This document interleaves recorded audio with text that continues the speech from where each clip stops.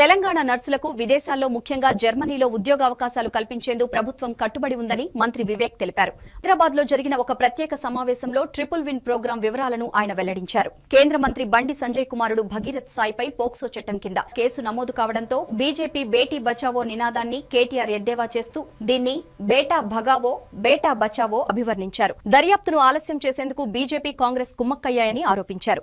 మీ social media పోస్టులపై ప్రభుత్వం నిఘా, కొత్త హేట్ స్పీచ్ బిల్లుపై తెలంగాణలో రచ్చ మొదలైంది. 7 ఏళ్ల వరకు జైలు శిక్ష విధించే ఈ చట్టం ప్రజాస్వామ్యానికే ముప్పు అని విమర్శకులు అంటున్నారు. విద్వేషాన్ని అరికట్టడానికా లేక విమర్శలను అణచివేయడానికా అసెంబ్లీలో సెలెక్ట్ కమిటీకి వెళ్లిన ఈ బిల్లు ఇప్పుడు హాట్ టాపిక్ గా మారింది.